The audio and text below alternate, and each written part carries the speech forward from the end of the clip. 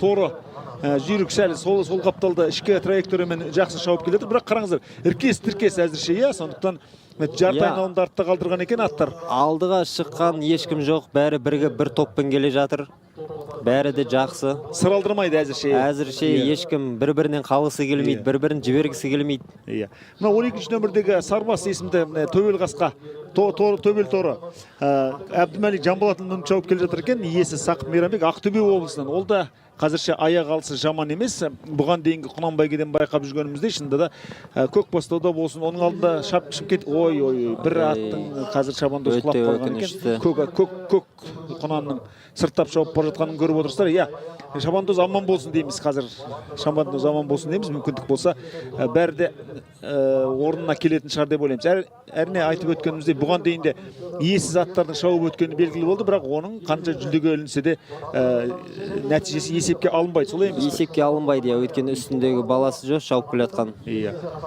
Енді аман болсын дейміз. Қалай дегенде де оңай емес. Қазақта атаман, баламан, бәйгелердің бәрі алды әлі.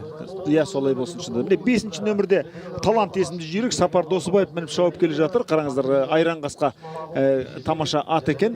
Қостанай облысынан екен өзі. Иә. Және күшейе бірлеу сияқты көрінеді басқалардан, иә? Үлгізі шауып жүрген бала сәл ауырлау сияқты ғой. Иә, ауырлау сияқты. Кішкене сирағы да ұзын сияқты көрінеді, бірақ енді 28 келіден жоғары болу керек баланың салмағы, солай емес пе? Стандарт бойынша, правила бойынша 28 килограммнан жоғары болу керек. Әр жакетің салмағы. Тамаша. Енді ақырындап 16-ші нөмірдегі Ботай кәдімгідей оң қапталды ұстанып жақсы кетіп бара жатыр, бірақ онда қарсыластары ұзата қоятын емес. Әлі де 3 айналым бар. 16-шы номер, 5-ші номер, 1-ші номер Диана де Бойструм. Жолдасхан Леспек дізген деген атымыз. Жолдасхан да бұрыннан мініп шауып жүр ғой. Иә, шабандоз емес пе, иә? Иә. Жолдасхан Леспек өтте жақсы шабандоз. Жамбыл облысынан келіп отыр. Тілеубек Бектостың аты Сатаев Арал дайындайтын. Арал деген атақты секретті дайындаған. Белгілі бапкер ғой. Белгілі бапкеріміз. Болып тұр ғой сонда, иә, бәрекелді Арал Сатаев. Есімізде, жадымызда ұстаймыз. Енді осы жерде мынандай нәрсе сұрақ қояйыншы, Мұрат. Қалай дегенде де Қостанай мен Жамбыл облысының болсын, Алматы облысының болсын, арасы жақын емес. Осы аттар қанша уақытта жеткізіледі сол жаққа? Немен жеткізіледі мысалы үшін? Қанша уақыт аяғын қалпына келтіріп, жолдың азабын артта ұмыту үшін қанша уақыт керек болады? Мысалы, бәйге болатын күнге дейін, 3 күн, 4 күн бұрын бұлар уже жарысқа Қостанай облысында болса, егер Қостанайда болу керек уже аттар. 3 күн, 4 күн бұрын. Ертерек барған, неғұрлым ертерек барған, неғұрлым жақсы. Өткені ат дем алу керек, қанша мыңдаған шақырым жүріп барады, мысалы Алматы облысынан барса. Көбі немен тіркемемен барады ғой, иә? Каневска дейді ғой, оша. Арнай машина аттасыйтын. Бұлай пойызбен немесе ұшақпен? Жоқ, бізде ондай жоқ әлі Қазақстанда. Мына көк ат қараңызшы, әлі келеді, әлі шауып келеді. Тамаша. Шабандозы қалай екен? Бәрі де жақсы шығар деп ойлаймыз. Міне 2 айналым қалды, құрметті көрермен. Ендеше аттардың әлі де басын жібере қоймас, бірақ дегенмен біраз егес басталатын сияқты осы тұста.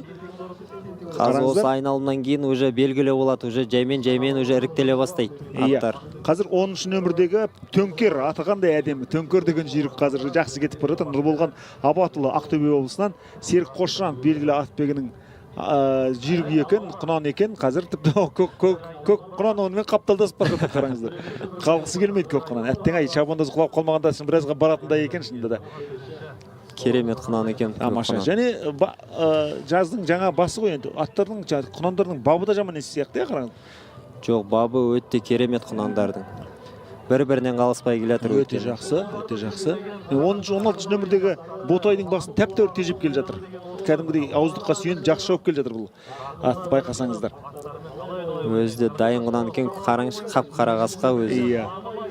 Үштіңде тұрқы кішкене биіктеу екен. 3 дегеніміз бұл Береке, Бекжан Ерназаровтың аты. Бекжан Ерназаров мініп шауып келеді. Бекбол Байжарқынов белгілі бапкер емес пе? Бекбол Байжарқынов белгілі атбегі. Иә. Белгілі атбегі өзіміздің ағамыз, Ақтөбе облысының кісісі. Ал міне соңғы айналым басталды Мұрат. Ал көрейік қайсы аттың басын жіберер екен қазір. Әлі де осы соңғы бұрылысқа жеткенше сыралдырмайды ау. Енді ғана осы тұстан кете бастауы мүмкін.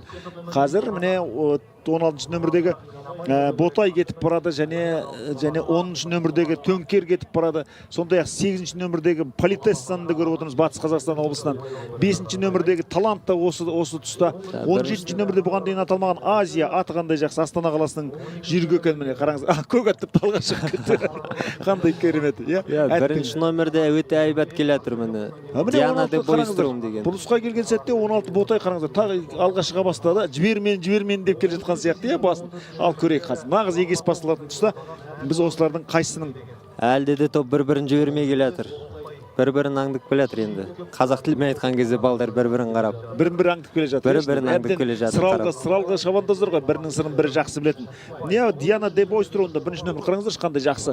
Әдемі келе жатыр аттың басын тежеп. Ал қазір біз енді дәл мәре қай тұста екенін межелей алмай отырмыз, бірақ енді аттың басын жіберетін кез келген сияқты. Тың аттар әлі, әлде де аттар тың, әлде де күштері бар. Міне мәреден өтіп соңғы айналымға кетті. Енді кетті ғой. Енді кетті соңғы айналымға. Бәрекелді. Енді кетті. Тұр шынында да тура атты жұрттың алдынан кетіп бара жатыр. Бұл жерде. Міне Қостанай өңірде кәдімгідей жаз күшіне еніп, жап-жасыл әдемі болып тұрғанын көріп отырмыз. Шынында да нағыз бір. Осы бәйгеге арналған күн сияқты өзі. Керемет. Күн ыстықта емес. Сүрініп қала жаздады. Қазір мынау 10 нөмірдегі Төнкер, бірақ бәрі де алдыға. Мен жалпы осыған дейін 4 кезеңді жүргіздім ғой. Құнандардың осынша бір-бірімен іркес-тіркес жүргенін көрмеген едім. Бүгін шынында да нағыз жүйріктер іріктелген сияқты. Тамаша. Көк ат ақырындап ортаға шегіне бастады. Бірақ дегенмен дүбір деген қиын емес пе? Шығып кетпейді қараңыздар. Қандай жақсы. Енді шабандоссыз жаман, бірақ осының жүрісінің өзі кәдімгідей егесіп бара жатыр қараңыздар тура ортада. Енді қазір алдыға 1-ші номер, 10-ші номер, 17 шықты біріншіге, қазір 10 қапталдан. Бұл Азия және 11 нөмірде жүзген деген Аңсар Арыстанбек мінген Алматы облысының аты белгілі бапкер Атбегі Жамбыл Бөбекбай баптаған аттың да қара жаяу емес екенін қарап отырмыз. Міне ортада қараңыздар қандай жақсы келе жатыр. Ал енді көрейік. Ақырындап міне 19 қамшымен демеп келе жатыр атын. Бұл лазер деп аталатын Қостанай облысының, яғни жергілікті жылқы. Жанна Жүсіпова аттың иесі Иван Застежка.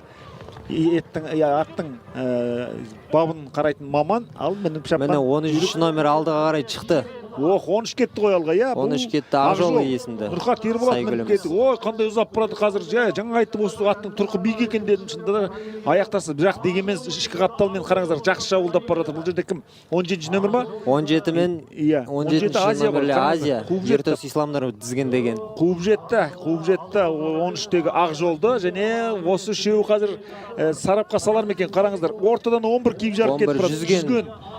Әдемі, тамаша және соңғы бұрылыстардың біріне келген болу керек. Қазір міне төрешілер де оларға белгі беріп тұр. Осы соңғы айналым дегенді ескертіп тұрған шығар. Жақсы, үшеуі қалай керемет егес бір. Және ұзап барады басқалардан, Бірақ тоқтап қалған екен. 17 мен 11 таласып баратыр. 17 Азия. 10 шақырындап қала бастады, бірақ ол да осы айналымда барын салады. Ай, қараңыздар. Керемет. Азия. Қазір 17 сәл мінез көрсетіп қалды Азия шынында да. Ал үйренбеген ғой, көрдіңіздер ме? Өкінішке орай баласы аман бекен. Баласы аман болса болды. Қазір 11-ші номердегі жүзген есімді Сайгүлік. Жүзген кетті және жүзген бірінші.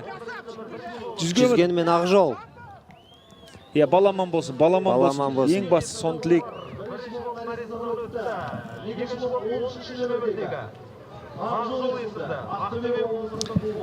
Бәрі де жақсы болсын дейміз.